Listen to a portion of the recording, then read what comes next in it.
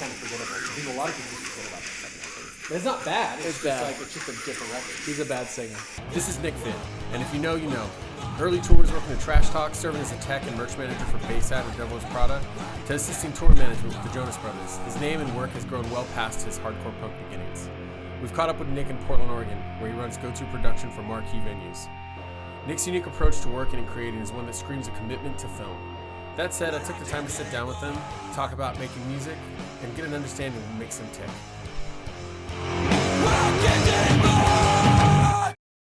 So what you doing in Portland?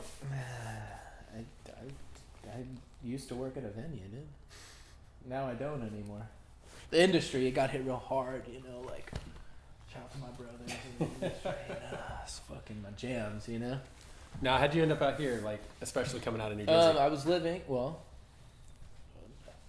living in Philadelphia, and then I got sick of that, and I isolated myself in a beach house in New Jersey, and then my girlfriend was like, I don't want to live in Los Angeles anymore. And I said, all right, what do you want to do? And she said, I want to go move to Portland. And I said, have you ever been there? She was like, no. And I said, yeah, it sounds great. Let's do it. Just on a whim? She had never been here before? She had flown up to Seattle to meet her sisters for just like a 5-day, or I forget what it really was, but she flew up to Seattle. I think they drove down towards Portland. I don't remember if she actually came here, but she said, yeah, let's just move to Portland. And so we flew out here and looked at houses. It was her first time here, and she was like, yeah, this is cool. We were only here for like 3 days, and she was like, this is awesome. I was like, I've always liked it when I came here. And so yeah, we moved out here. So what did you work on when you were like isolated at a beach house? Because you don't, since you've been in Portland, we've worked on a bunch of stuff together. More so like, I feel like out of like, you know, just necessity to do stuff. But what do when you're in Jersey in a beach house, what are you working on? Everything. What's like musically? What are you working on? Anything. I did a hardcore band. I did a shoegaze grunge band. I did a weird Britpop band. I did a trip hop like Portishead, a Jesus and Mary Chain band. I mean, I did everything. Why not? Why do one thing? You can do everything. You don't have to do it great. You can do everything poorly, but at least you can spread your like musical dynamic out instead of just being so hyper focused on, I just want to make the best agnostic front tribute band that I can. That's awesome. But like, if you don't know any and try and do anything else, how can you like add your own, you know, your own touch and influence on something that you're trying to like be a part of? So I did everything. Same thing I do out here. Nothing has changed. You literally just do as much as you can, because if you're like a metal dude and you've never tried to like make hip hop or something, then you never know if you're like the dude who can simply make easy money off of hip hop because it's light work. It's easy. Why do blast beats for 50 years if you can just do like a boom, and everyone's like, damn, those drums are so sick, dude. That's easy. It's easy to do. So just do everything. It's easier to do everything than to just do one thing. You don't have to do it great. You don't have to be the fucking cat's pajamas of the best metal drummer. You can be just a good drummer who plays like jazz, punk, hardcore, metal, fucking stoner, doom shit. And everyone's like, okay, I can just go to him for any sort of musical project I come up with. Me, everyone's just like, oh, he just looks cool when he plays music, so he doesn't play good music, but he looks cool, so that's what I'm looking for. I just need to look cool. And that's all I've ever done is look cool. Or tried to. It's simple. How'd you get into like bigger touring? Because I was explaining this to Eddie, our cameraman, earlier, how, we kind of started full-time, I guess, music business via hardcore. And like a time when there wasn't really a map. It was just kind of like, there were bigger bands like Sick of It All and H2O who kind of did it the way that it's done now for bands like on demos. But I was explaining to him, I was like, it used to be you put out a demo and then eventually you get to a point where you find a label, put out your record, and then you put out the record, you get in a van and you go. And there wasn't really like a strategy.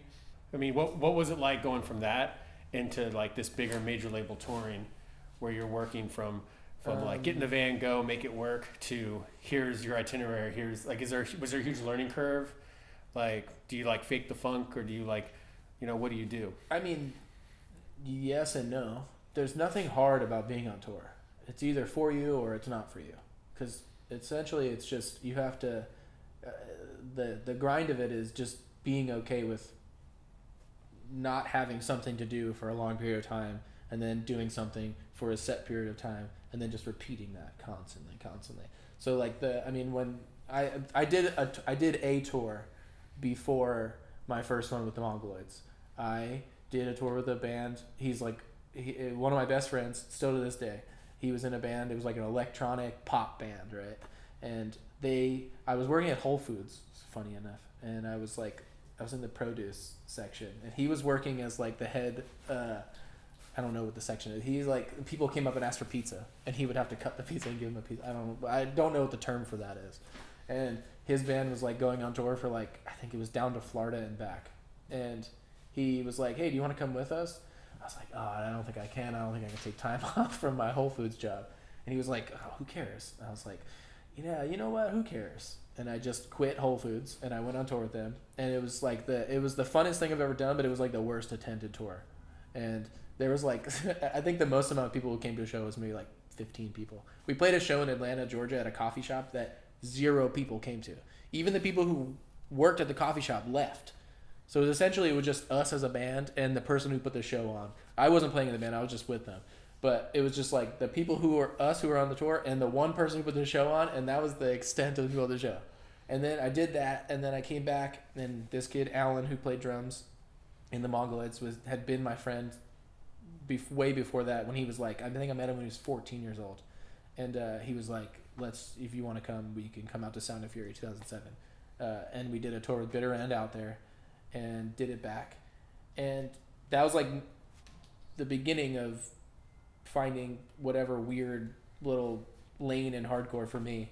But everything I did in that, which essentially like led me to like Trash Dog and Alpha and Omega, was just you got in a van with your friends and you just either booked the shows yourselves, or like it got to a point where someone like you would come in and be like, oh, I can book a tour for you guys like it's nothing. It's fucking hardcore. I just hit up people I know.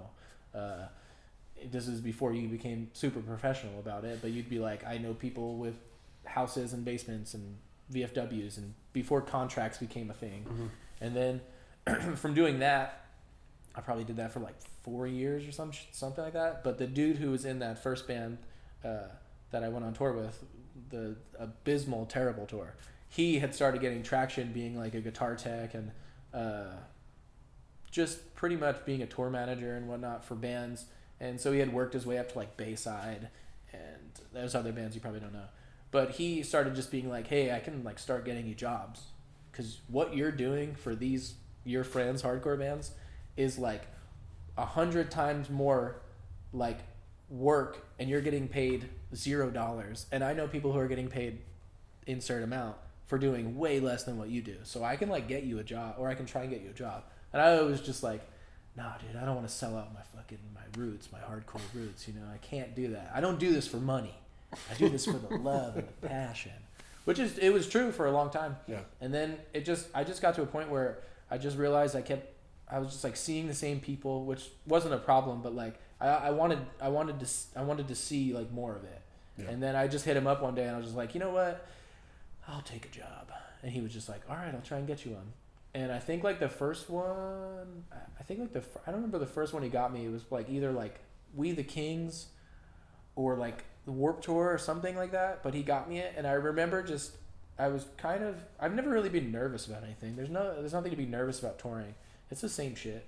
But I remember just being like, oh man, I don't know if my personality is going to translate from like hardcore world. Cause it's just hardcore world is just like a bunch of like outside people coming together to just be themselves within this confines of music or a venue or a show. And like in a weird way, I've always like felt attached to that because I'm like a weird personality, and everyone I kind of met was a weird personality. But then like in like major label, world, I was like, man, are these people just like not fun? They're like not cool. They won't get my humor or something. But I just remember walking on the bus the first time that I was on a bus, and the band was just like, "Oh, this isn't the bus that we ordered," and yada yada. And they're like, "Hey, Nick, you're gonna have to sleep on the top bunk." I just remember being like, "The top bunk? Yeah, like, that's sick. I don't have to drive. I don't have to sleep in the van. I don't have to sleep on like a hardwood floor with like a pillow and whatever." So it wasn't. The transition from it was no different for me. A lot of people do experience it, but it's no different. Like I got hired to do a job, which was either sell merch or be a guitar tech or a drum tech. That's all. That's easy. Like there's no difference of breaking down Sam's drums and putting them in the cases and putting them in the 16 passenger van or Alan's drums and breaking down someone in another band I got hired to work for. Except they were giving me a lot of money to do it, and I was just helping friends out in hardcore. So the transition, the job, the expectation of what I had to do was no different. It was just the money was different. I got a paycheck at the end of the tours that I was like, what? People are paying me. I kept saying to my friend, like, he was like, yeah, I can get you this amount if you want to do this tour. And I was like, yeah, let's do it. Like, I would do it for like $200. And, stuff kept doubling and doubling. And I eventually got to like a point where it just seemed ridiculous. I don't know how I got there. I definitely am not the hardest worker per se, but I just started like realizing that it's so much more personality than it is your technical efficiency. If you're cool to hang out with and you're fun and everything doesn't seem like it's like the worst experience ever, people will continuously bring you around because you're like that weird levity of it's touring, it's music. I have to hang out with someone for 23 hours a day, and then I have to spend an hour playing music. So I don't want to have to hang out with someone who's going to talk to me about like decibel levels and lumens and lights and road cases and all this stuff, because that stuff is, who gives a shit about that stuff? But if you want to just goof around and have fun and make light of the whole situation, then I'll keep hiring. People kept hiring me, and I kept getting emails from people. I was just like, how did this person find me? Like, who? And then, like I said, some people would be like, I got your contact from so-and-so. And I would hit up that person and be like, did you give my contact? They were like, yeah. They asked if I knew anyone who would be fun to be on tour with. Did you know how much like money they're offering for this position? They're like, yeah. And I'm like, why didn't you take it? Like, you're so much better at what they're asking me to do. And they're like, yeah, but I don't want to hang out with those people. And I'd be like, oh, fair enough. But everything like that got me there was going through like being in a hardcore band. It's all the same stuff.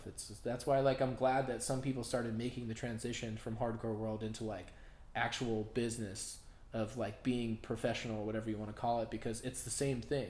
Like you booking tours for whoever you booked for at Death Wish was like that transition into booking bigger bands. It was no different. It was just like it just leveled up. Like the terminology might have became different, but it was everything you already knew. So you just had to figure out the different words to use instead of being like booking in a basement. It was like, all right, now we need to book 500, whatever it was. It was an easy transition, but you just had to learn like new terminology because you couldn't just keep using the same words and phrases of talking in a basement show. Yeah. And now you're playing in this like arena in the Philippines. You have to like understand that there's different ways to talk about it, but it's really all the same stuff. There's nothing different about it. You're still playing music. You're still working for a band. Hopefully the band you're working for, they're friendly and they're nice and you can get along with them. I've been fired by bands because I didn't get along with them. And to this day, it's still funny to talk about because it was just a difference of personality and opinions. And so it's just it's a strange transition. But again, now in like 2020, it seems like more bands are writing a demo and that they're just absolutely just going into like crush it mode instead of like sitting on the demo, playing some local shows. And the internet is crazy. It's like you can write a demo and everyone's like, this is the hardest demo ever. Full US tour. Let's just do it. Who cares? Book it on Facebook or Instagram. That's awesome. There's nothing bad about it. There's no such thing as like a bad way to go about it. You either can book your own tour or you just will wait long enough for someone like yourself or to come in and say, hey, you guys are cool. I'll book something for you. So not everyone is fortunate enough, but it's not that difficult. It's a very easy thing to do. Do you see like a big difference with like, Because I feel a big difference between people I work with that come from like not just a hardcore background, but a hardcore punk, DIY metal, whatever you want to call it, I guess subculture background. Their work ethic, their ability to kind of think on their feet. You see a big difference coming now that you've worked like production at a venue and also tour managed before, but like essentially tour managed or guitar tech before that. Do you see the big difference between people who come from that background as opposed to people who come from a different background? Maybe just it isn't so much a lifestyle, but more so just another way to pay the bills.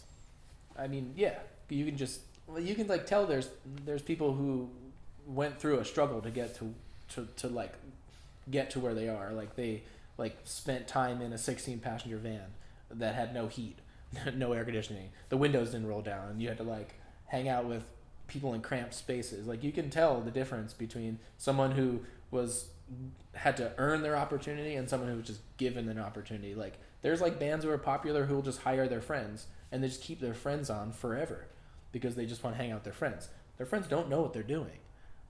They like, it's not my place. Like now that I'm working at a venue, it's not my place to be like, hey, you should do this differently, or like it's, hey, cheer up, dude. It's not always the best.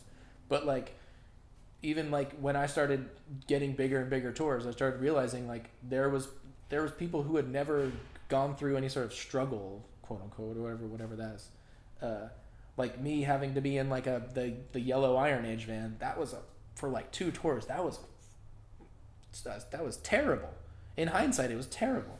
But in the moment, I was like, this is so cool. Like this is, man. We had to like blast the heat with the windows up just to make sure the engine didn't overheat. And it was the middle of summer. And we were driving from like Texas to wherever the show in Arizona was, and we're just cranking the heat so that, but then I started meeting people who were just like, yeah, and I'd be like, do you ever do a tour in a van? They're like, no, my first tour was on a bus. I've only ever done bus tours. I'm like, that's awesome. that's awesome. Like me and you will not get along, but I think that's awesome that your first tour was on a bus. Like what, you didn't do anything before this? It was like, well, the band did.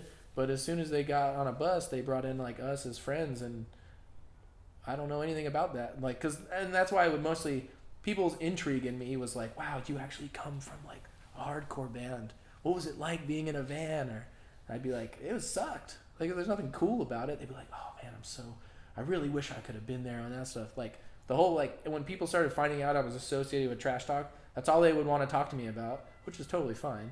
But I would just be like, you guys are like glorifying this hardcore world like it's like some like weird special unicorn creature, but that shit sucks. Like it's not cool. It's like it's cool from an outside perspective in a way because it's like this thing that you can't like a lot of people think they need to be like initiated into it, like you need to get with the right people and whatnot, but like that's not how it goes. Like you're either about it and you just make it and it becomes a lifestyle, or it's like you just find something else to be into. It's no different from anything else. Like you can wear Jenko jeans when you were younger because that's what you thought was cool. But then when someone makes fun of you, you're just like, oh yeah, I'm no longer gonna wear Jenkos. But like, or you can just be about it and be like, yeah, I love like the 17-inch wide pants.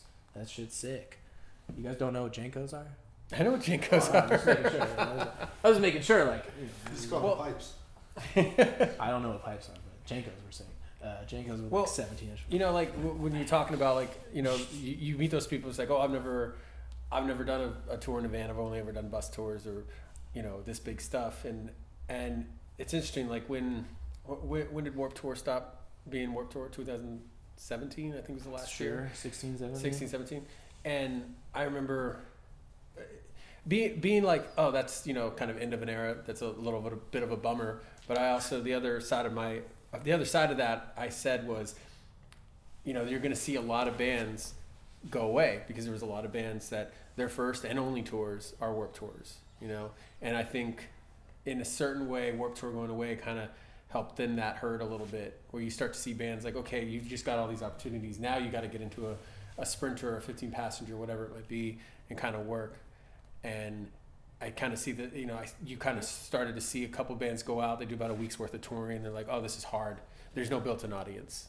Yeah, but so the comparison, though, is so Warped Tour was like a lot of people's livelihood because it was always there. It never went like it was like, okay, we'll take a year off from Warped Tour, but we'll come back next year. Mm-hmm. You know, like, and maybe we'll go from the secondary stage, maybe we'll go to the amphitheater stage, maybe we'll go to the main stage, you know.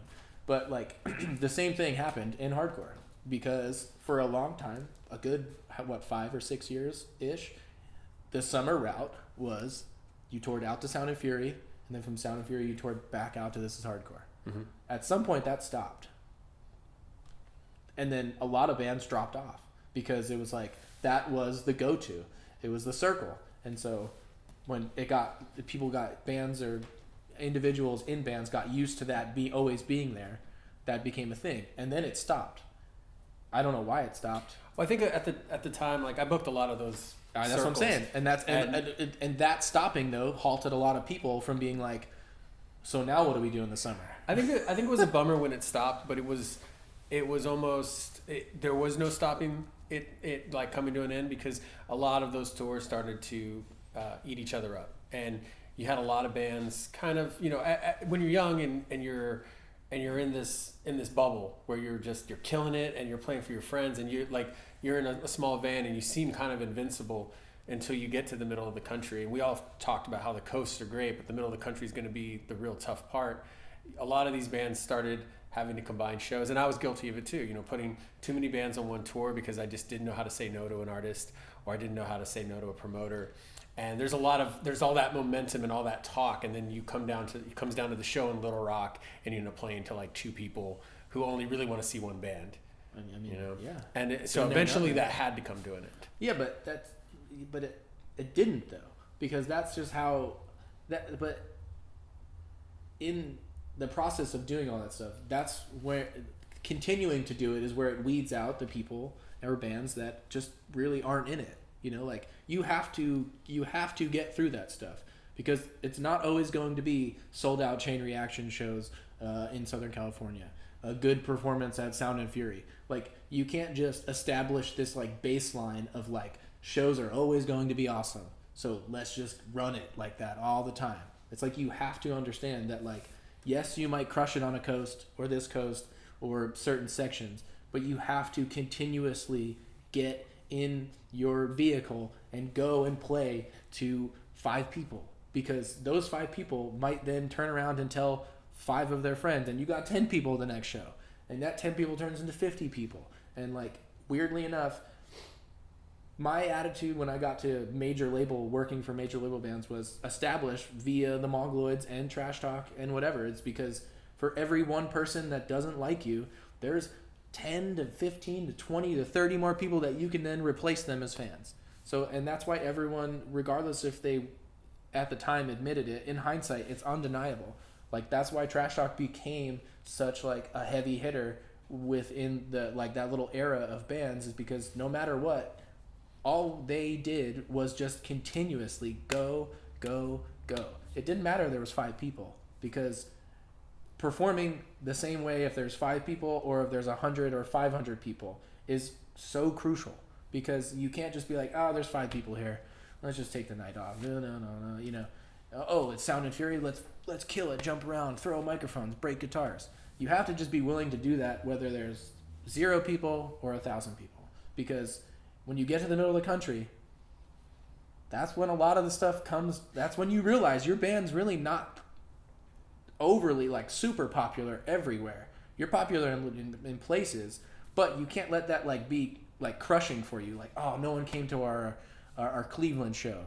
What is it, like the Grog Shop or whatever, or now that's Class or something like that. You know, you can't just be like, oh, let's never go to Cleveland again because only 5 people came. It's like, no, just keep going back there. Just shove it down people's throats. They're either going to like us or they're not going to like us, but it's not going to stop us from doing it. That's why, like, when you say it had to come to an end, I don't think it had to. I just think people got used to it. They got used to skipping over the middle of the country and just doing flyouts and all that stuff, or a West Coast and East Coast tour. Like, you have to endure that stuff, because if you don't understand that there's people in places that don't know who you are, have never experienced you, like, you can't win it. You can't win everywhere. You have to take a loss somewhere. And that makes your band sustainable, because then it gives you something to Like, it gives you something to shoot for. It's like, okay, cool, we kill it in Los Angeles. Awesome. We can continue to kill it there, but like we don't have to push and try as hard.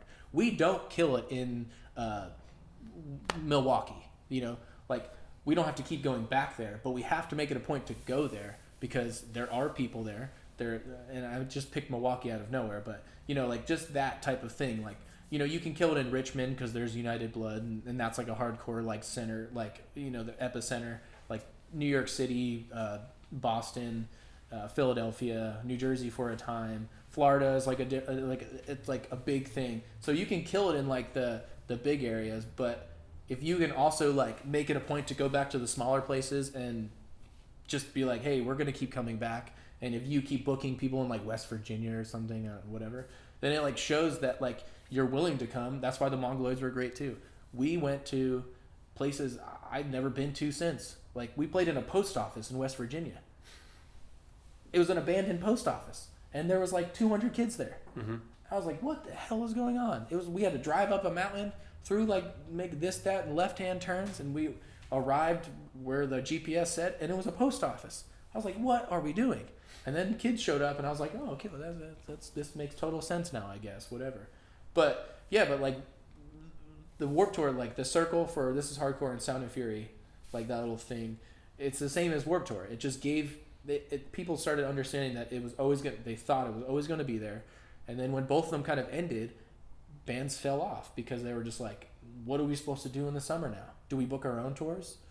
The summer is a very convoluted time, especially for nice touring. Weather. Yeah, like you assume no school, no matter what genre it is, everyone's shooting for the summer because there's no school, it's really nice weather, hardly anything ever gets canceled because there's no like snow or storm or whatever. So that's what like it's cool though that now that in like the past 2 or 3 or some odd years, bands are coming out with demos and then just doing full US tours, because if they hit it, they're like, let's capitalize on it, let's just screw it, let's just do it while we can.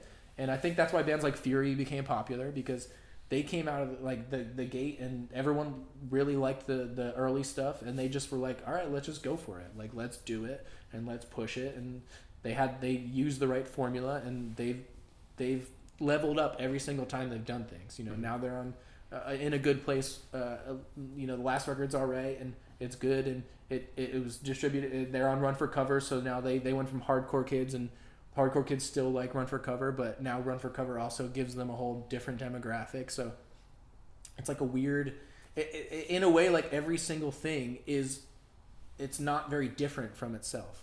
Like you can look at it like there's Warped Tour bands and whatnot. There's like hardcore bands, punk bands, like all these popular subsections, but it all operates in like mentally, it like all operates the same way. In theory, it all should be the same thing. You should just always want to, you don't want to sell yourself out and do things you don't want to do, but in the touring aspect, you should do things you don't want to do, because that's what continuously keeps your name being like, wow, I didn't know, why is that band continuously going to Fort Wayne, Indiana? Mm-hmm.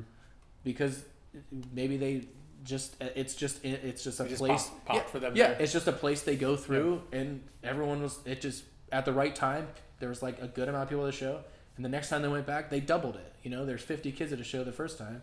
And Fort Wayne, Indiana just is really into what they're doing. Now there's like 200 kids at a show for them. You know, it's like, it's the mentality. I mean, it's a little bit different when you get to major label things, because they're playing in big venues. And, you know, you're playing in a 1,000 cap venue. You can't play in front of 100 people because it looks like, you know, it doesn't look good at looks all. like a mirage, you know. It's like, is that a real person over there? Or is that like just a column or something with a t-shirt stapled to it? But so when we were talking earlier, you were telling that story about the Mongoloids playing the post office? Yeah. Because I was thinking about this time. I was on tour in Pennsylvania with a couple bands, and we ended up playing Punxsutawney. Ooh, the Groundhog. The Groundhog Town, yeah. And we played at the city hall in like the basement, because some kid's dad worked at city hall and let him do That's sick. And I know, it was awesome. But I was thinking about, because I was thinking about this as I was booking later.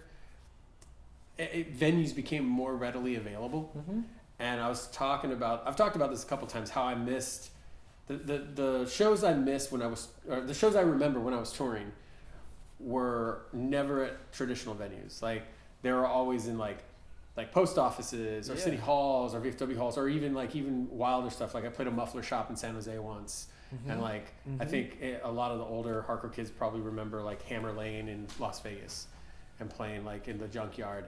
I remember the Crack House on the outskirts of Las Vegas. It had like a half pipe in it, and it literally was just a house in the middle of. No, we talked about this. Yeah, I don't remember what it was. It was something like Smokin' Joe's was the name given to it. Oh man, we talked about this the other day. I don't know if that's really what it was. East Side, it was like East Side Joe's or something like that. East Side Joe's, yeah, it was East That Side was like Joe's. a crack den with like a half pipe in it. He like fucking housed like spiders too. Like he was. Like, Yeah. spiders. It was like my worst I didn't nightmare. get that personal with him. We tried to get in there and out as quickly as possible. I didn't want any details about his spider housing. But I like he locked a dog in a closet though, and the dog barked the entire time. It like through like when the music would stop and like someone would say something like, "Yeah, thanks for coming," he'd be like, whoop, whoop, in the back, and we'd be like, "Just let the dog out." He'd be like, "Oh, you don't want," and then like the show would be over, he'd let the dog out, and it'd be like this really nice like pit bull like who just was like trying to like get pet by everyone. We were just like, "Let the dog chill during the show." Like, what? Like, is the guitar gonna like turn his like Cujo like the side of him on and like start attacking people? We played there like 4 times. It was scary every time. They were definitely cooking something up in that back room or where the fuck it was. Anyway. No, I remember the Hammer Lane, the Hammer House. It was in this junkyard outside of Vegas, and I played there a couple times, but the shows being so memorable, and I remember like the dust kicking up because it was just a wooden box in a junkyard. I mean, that's a very foundational thing to say about a house. It's just a wooden box. No, I mean it was literally just a wooden box like this kid built. But no, it was great. It was like I remember that. I remember the muffler shop show. Like playing weird pizza shops and things like that. I started to I appreciate that more when I started doing production in Portland, because I would work with a band like one year, right? I worked with a band like 2017, and then I ended up working again with that band in 2019, and they would switch venues, like so they would play like the traditional like Perfect Theater black box venue like rock club, and they'd come back and they would want to play a place like the Wonder Ballroom or the Crystal Ballroom, and I would ask them, because sometimes they bring in production that just didn't fit. They bring in production that didn't fit on these stages or into these rooms, but they didn't care. I'd ask them about it. In general, I knew somebody on the tour. I'd be like, hey, why'd you play here instead of here? If you would have played here again, it would have been a little easier. And they all had the same thing. They said, oh, we're sick of playing the same place over and over again. And if he said if you play Jimmy's Rock Club in Wichita, and then you play like Rock and Roll Pizza or whatever in Portland, you're essentially getting the same thing. But if you come through, you play a place like Wonder Ballroom, that's a very memorable room. You kind of look at it, you're like, oh, this is a cool, bright, big, open ballroom, instead of like a small little what is essentially a glorified bar. Does Jimmy's Rock Club have anything to do with Jimmy's Chicken Shack? No, I know how much you love Jimmy's Chicken Shack. That'd be sick if it did. That'd be sick. No, we played all. I played every fucking type of place you could play as any type of band. Like, I remember I was saying earlier, Jim, like playing in Florida. There's like so many. I've played in so many weird types of places in Florida.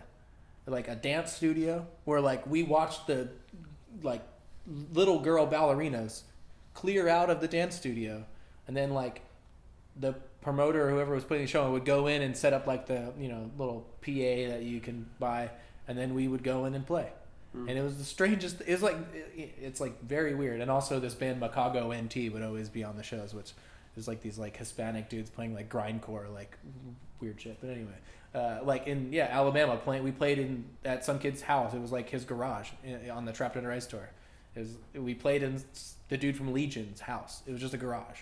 We're like, where are we playing? He's like, oh, right there. We're like, oh, okay, that's cool. Or then you can go play like the Magic Stick in like Detroit. It's like a bowling alley or some shit, and above it and all that stuff. But yeah, I mean, it was interesting going from playing anywhere we could and that would let us to like being on tour and playing at big venues. Because I'd just be like, man, this is a far cry from where I came from, but it's just the same thing, just amplified to a bigger stage. And and just there's just more people. It's all it really is. It's not that big of a thing to wrap your mind around. It's just more people. Like you have to, because like you can play like a small show in a post office or a city hall, but you're playing to however big your room is, and like that's normally like it's not a great. It's maybe like 200 cap capacity with like 100 people there or whatever you want to call it. But like as you get bigger, you then have to start thinking about playing to the person in the back of that 1,000 cap room. And like if they can only see like outlines of you on the stage, maybe you want to do like a light show or something that like makes it pop a little bit more, because they can't physically see your like facial expressions or you running around. So you have to like think about like, okay, we got to make it at least look cool in the back of the room, because the people up front, they can actually see us and we can interact with them. But if they're in the back, like how do you grab them and bring them in and be like, oh, this is sick too, even though I'm in the back of the room. So it is definitely weird. It's a weird dynamic to go from like small places where it's very intimate to like bigger things, but it's all the same stuff.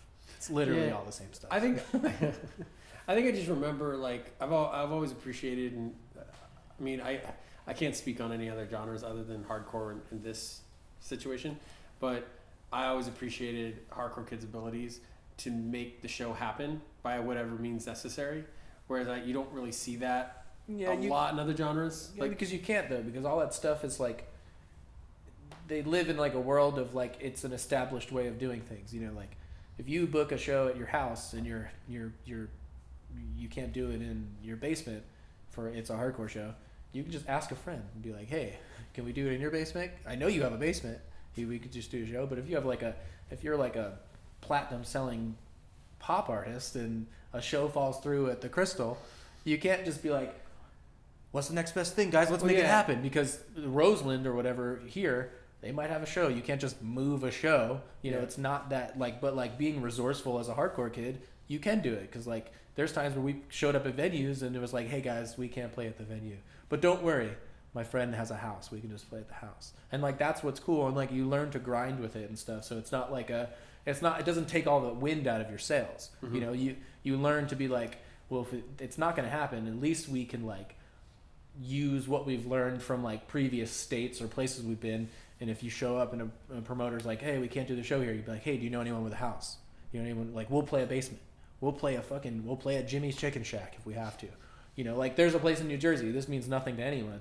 But like there's a place in New Jersey. It's called Cluck You Chicken. It's got great chicken. It's great. It's my favorite place.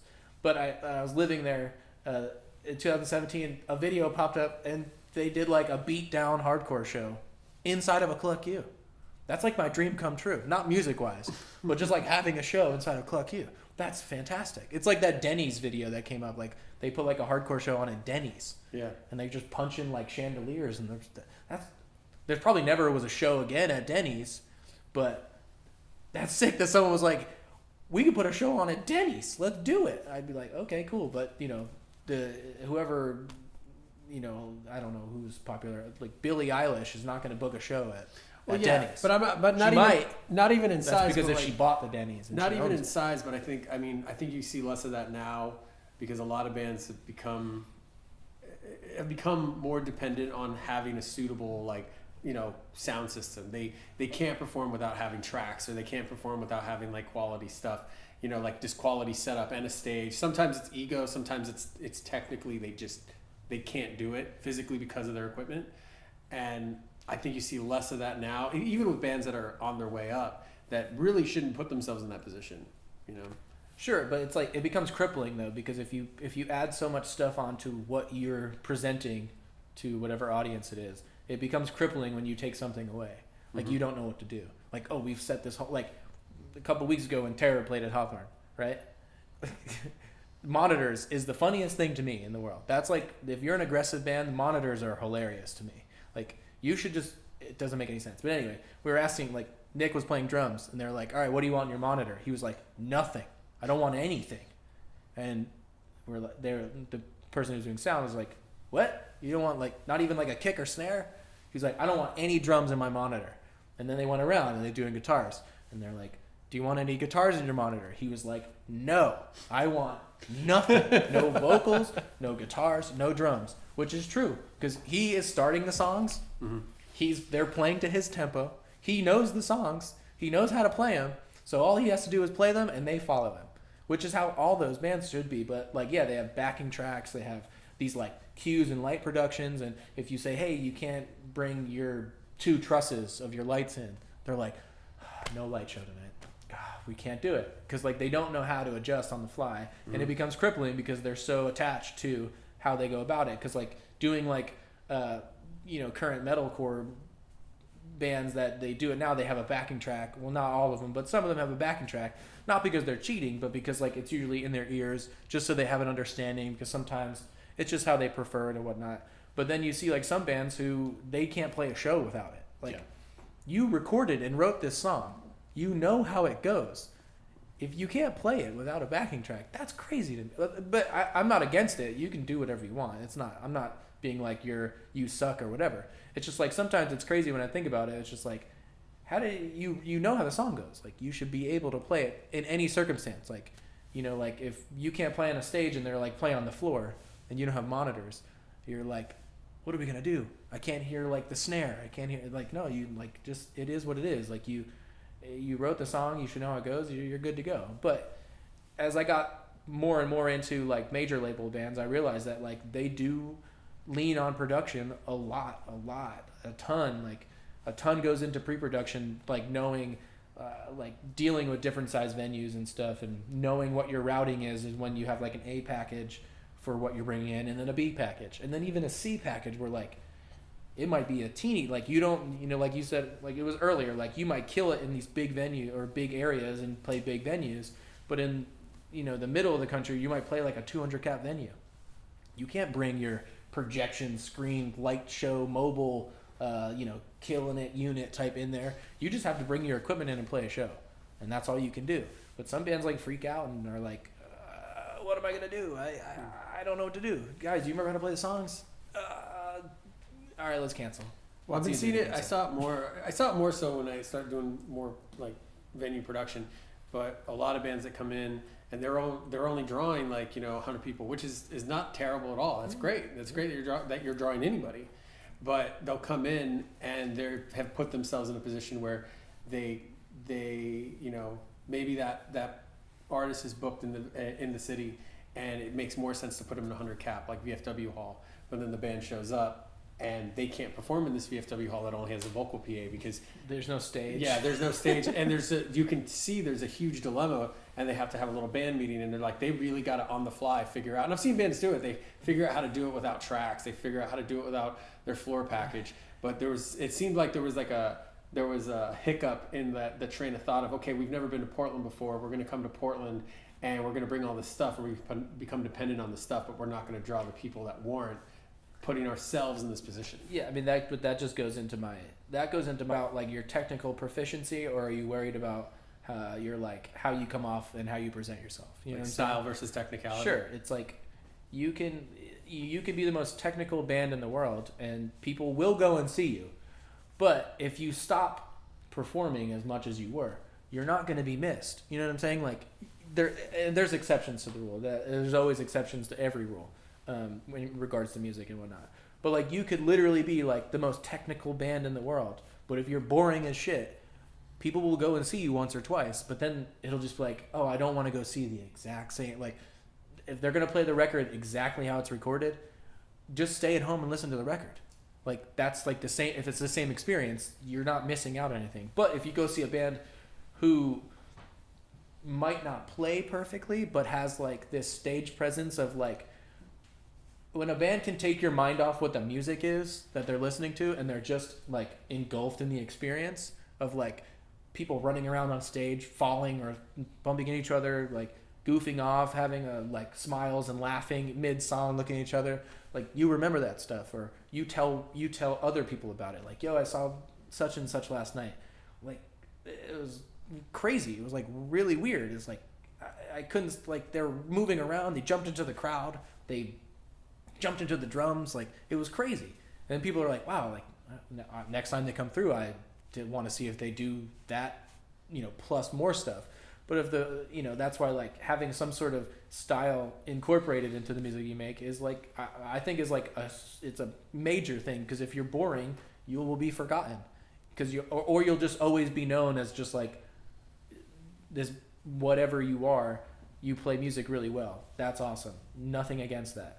But if you play music really well and you have fun and you do it with like this certain type of style to it, that will take you a lot further than you actually think. If you're a sloppy player, take it from me personally, it'll take you a lot further than you actually think. If people just like being around you and think you look like a goofball on stage and whatnot, they'll just keep going and they'll just want to see what you'll do next. You'll break a bass in the second song and just stand there and be like, well, I can't play anything anymore, so because I just having a good time.